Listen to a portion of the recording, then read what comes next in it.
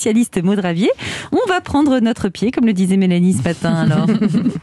Tout à fait. Il ne faut pas négliger les pieds pendant l'hiver parce qu'on a l'impression qu'ils sont protégés, ils sont bien emmitouflés dans les chaussures, mais ils prennent quand même très sévèrement aussi les pieds. On doit vraiment les chouchouter. D'accord, parce que moi, c'est vrai, j'ai l'impression que c'est en été qu'ils sont plus secs à force de marcher pieds nus, mais en hiver, j'ai tendance à les oublier. Alors justement, Maud, c'est vrai que l'hiver, comme on les oublie, vous pouvez peut-être nous donner quelques astuces pour qu'ils soient mieux dans nos baskets. Tout à fait. Alors déjà, la première chose à faire, c'est de les gommer. Bon, on le dit tout le temps, il n'y a pas vraiment de surprise, mais je vous ai trouvé une petite astuce assez géniale, c'est avec du bicarbonate de soude. C'est vraiment multi-usage, on peut faire plein de choses.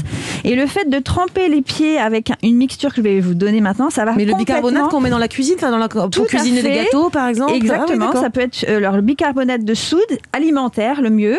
Donc vous allez voir que vos peaux vont complètement se décoller. Ça va être beaucoup plus facile pour vous de venir retirer soit les petites crevasses, soit les petites callosités. Et c'est quoi votre recette? Peuvent être douloureuses. Alors la recette, c'est 5 cuillères à soupe de bicarbonate de soude, votre gel douche habituel, et puis après vous avez deux options. Deux options, ça veut dire quoi? Soit vous avez envie de passer une soirée détente et dans ce cas-là vous allez prendre les huiles essentielles de lavande ou d'orange douce.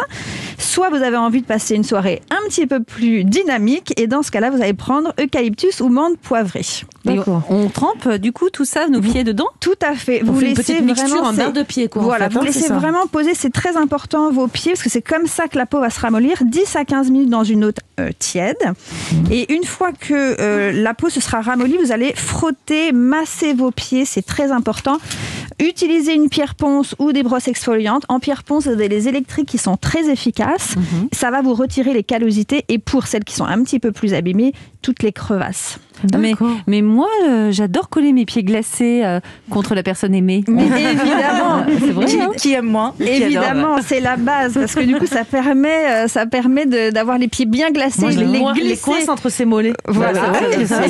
Exactement.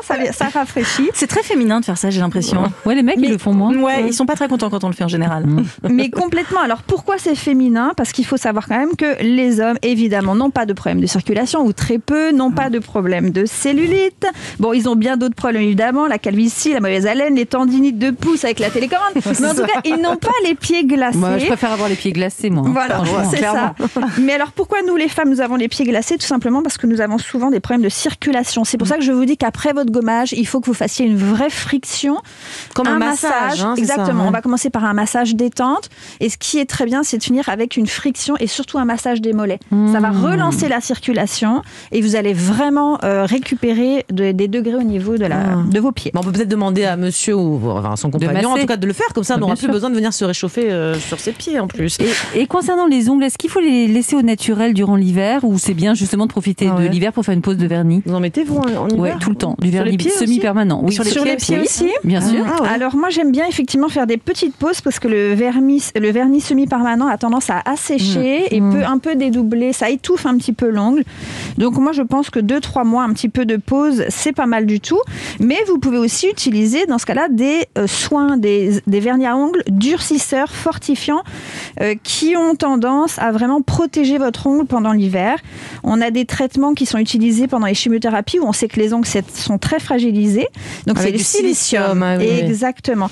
Donc n'hésitez pas. Et puis après, la petite astuce pour éviter les ongles incarnés, parce que souvent on a les pieds serrés dans les chaussures, on va couper les ongles. Surtout, on n'oublie pas de limer les côtés parce que vous pouvez être sûr sinon que vous faites des petits ongles incarnés.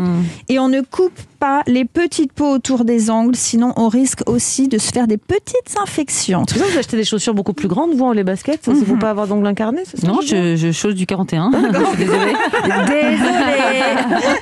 J'ai des grands pieds.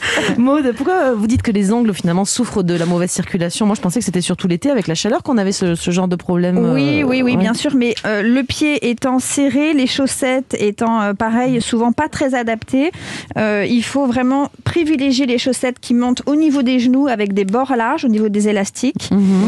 Et puis aussi, ce qui est très important, c'est au niveau de l'hygiène. On va plutôt privilégier des chaussettes respirantes parce que le synthétique, merci l'humidité, la transpiration, vous créez des petites mycoses. Donc, on va vraiment privilégier tout ce qui est chaussettes 100% coton bio, soie, cachemire si on veut se faire plaisir. Mais en tout cas, mesdames, choisissez des chaussettes qui vont pouvoir aussi vous permettre d'avoir un accessoire de mode, pourquoi pas. Oui, très belles chaussettes, vous avez raison, j'en ai en paillettes moi. Merci beaucoup Maud pour cette chronique bienveillante, elle aussi. On vous a proposé une émission particulièrement feel good aujourd'hui, j'espère que ça vous a fait du bien.